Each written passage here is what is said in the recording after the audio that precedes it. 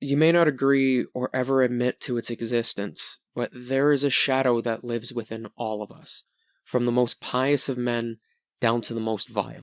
And within that shadow lies a group of 3 subclinical personality traits: Machiavellianism, psychopathy, and narcissism. The Dark Triad itself. Despite how ominous these words sound, possessing the Dark Triad in and of itself is not a bad thing. We will all, at some point in our lives, experience these personality traits. It is only when you openly embrace it that you become consumed by it. Or, worse yet, it's when you come across someone who has embraced it that they may in fact devour you. Just take Logan Paul as a perfect example. He was a young lad who had found early success on the now defunct video sharing site Vine, before he eventually moved into the YouTube platform, where he had built a reputation as an obnoxious and insensitive creator, at least to the adults who watched him. But his target audience was children, and they viewed him as extroverted and a confident creator. Despite these being diametrically opposed, both sides were equally true. Unfortunately for Logan, time stops for no man, and he didn't learn this until he had flown down to Japan filming a corpse while wearing an alien hat and cracking jokes about the situation. It was only then that he had finally learned that his audience had aged, and so he too had to age with them. Slowly but surely, he matured his content, and to many, he had in fact salvaged his reputation and had built a successful redemption arc. But all of this was just a facade orchestrated by the Machiavellian inside of him. So I started manifesting when I found out about this power of manifestation. So I would look in the mirror and I'd say my goals. I will be more successful than anyone I know. The mantra has changed. When I came to LA, it was I will be the biggest entertainer in the world. Machiavellianism, in short, is a personality trait characterized by manipulation and exploitation of others, all for personal gain. It's often characterized by a lack of morality, and people who score high on the Machiavellian scale are often described as cold and calculating and lacking in empathy. And while many, perhaps even including you, would argue that Logan is not a calculating type, I bet to differ. For when his CryptoZoo project had internally collapsed, conversations between Logan and his development team were leaked, and they were as damning as ever. Quote, "A bot is playing with our token. Kind of cool to watch them work. How do we prevent someone doing what they just did again? We went from a $130 million to $26 million market cap in 2 hours. It's not cool to watch." Logan jumps in. "Yeah, wait, how did that happen? How did anyone get this token except for us and none of us sold?" Crypto King deflects the question by saying, "My buyer pushed it back up to $40 million. And Logan says, "No, bro, F your buyer. Explain to me what just happened and how there were 30 token holders." And Jake tries to explain that this was just traders and bots happening to find the token. But Logan says only 5 of us knew about it. I can't be the only one who thinks that's too incredibly convenient. Like someone was tipped off. He says, "We created $40 million out of thin air. This is a success." Logan replies, "This nonchalance worries me.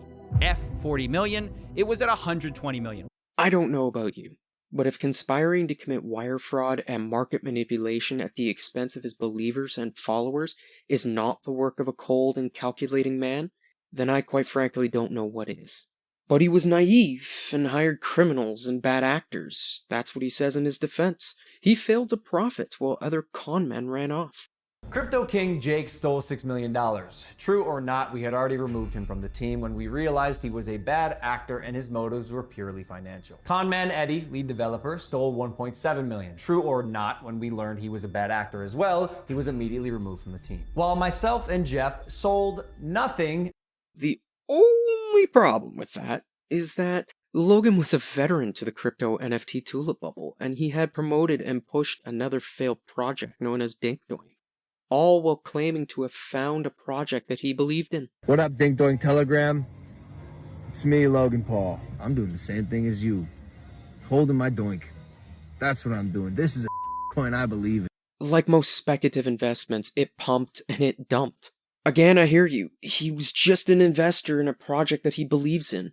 But the only problem with that is that he didn't just find the project. No, he founded it. Because Logan Paul is far from just a guy who found out about this coin like anyone else. Because in a podcast with the Dink Doink CEO, He said that Logan Paul created the thing. I can see a man fall to his shadow once, for we're all human. But to fall twice and show no remorse? No. No, now we're dealing with the subclinical psychopathic arm of the Dark Triad. Subclinical psychopathy refers to individuals who exhibit some, but not all, of the characteristics of psychopathy. They may possess traits such as manipulativeness, impulsivity, and a lack of empathy, but they do not necessarily engage in criminal or violent behavior.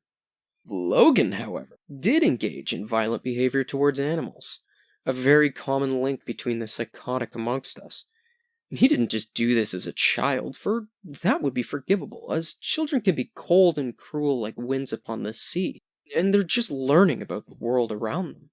No, he did this as a grown man, filming and uploading the tasing of a rat as a form of entertainment for his viewers. That might have just been a skit, and the rat wasn't even alive to begin with, which is a fair point. But what about when he had abandoned his pet pigs in a cage in a field to starve and perish to the wolves and the elements? I think it was a good idea. I grew up surrounded by farms and fully understand the difference between a work animal and a pet. Yet even the farmer with a bag of rocks understands that it is his duty to preserve the ecosystem of the farm. When Old Yeller became rabid, a child took him out back to protect the family and the farm. Now these pigs might not have been a pet. They could have just been a showroom work animal for his Instagram pages. But that does not excuse his duty. You do not just abandon them to suffer the elements' starvation and to be torn apart by wolves. A video was posted to TikTok by a well-known organization called the Gentle Barn Animal Sanctuary, and they shared a rescue story about a pet pig. They claim this pig was once owned by a huge influencer and was later found by them ditched in some field with extreme health issues. Contrary to popular belief, psychopaths are not devoid of emotion, as many tests have proven that both the low-functioning and high-functioning psychopaths actually feel a certain emotion far stronger than the rest of us. It's been theorized that it's a hedonic adaptation, or rather that they have a high baseline that it requires so much more to trigger the same emotional response. With that said, many have also mastered the ability to mimic the emotions to blend in, or they've at least attempted to mimic it. If you recall earlier when Logan had visited Japan, his reputation was under attack from all sides. He needed to issue out some apologies to rebuild his reputation. He knew how he should look, act, and what words he needed to speak. I've made a severe and continuous lapse in my judgment, and I don't expect to be forgiven. I'm simply here to apologize.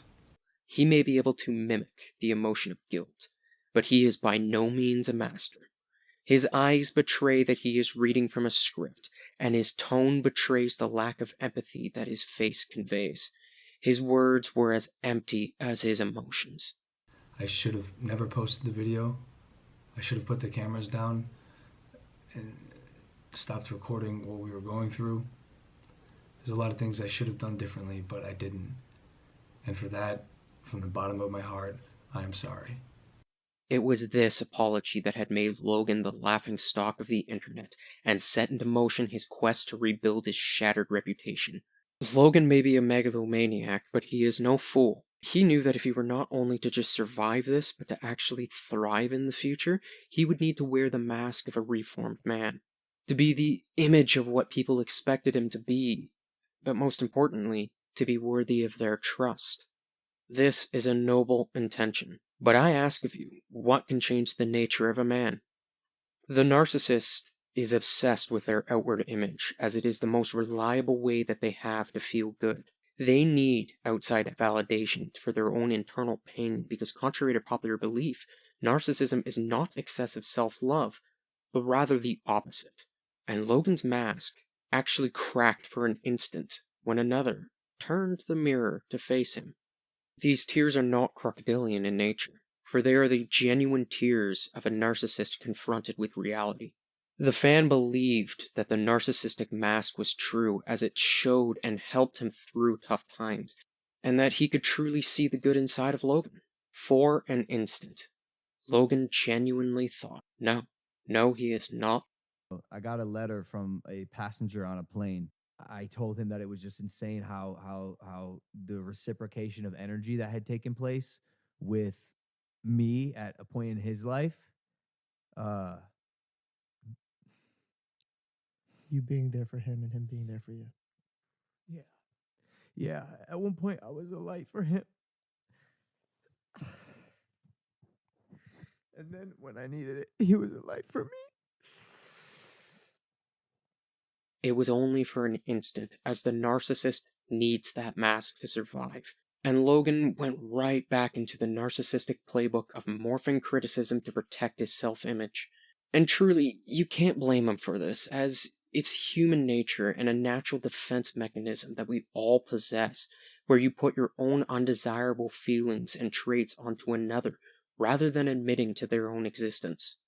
It is why it is so important not to surround yourself with yes men, and you need a man in your life who calls you out when you cross this line. It's just a shame that Logan's mask couldn't listen to the one man who actually tried to do this. Remember, they don't have our lifestyle, so they're working paycheck to paycheck. Logan's involved in this. I know it's going to win because I've watched this guy win, so I'm going to invest my hard-earned money. From their stance, they go, how dare you go and open up 2 other projects. Logan's character assassination and his own self-judgment were projected out against the very journalist who made that expose, and no one could stop him from releasing it. And like many on this platform, you have successfully used my name for views and money. Coffeezilla, I now know your motives with this, clout and money. A narcissist needs to be the victim and not the perpetrator, as that would ruin their carefully constructed golden image. My intent was to make the next Pokemon, essentially, on the blockchain. If you just listen to the man, you will hear that he had nothing but the best of intentions.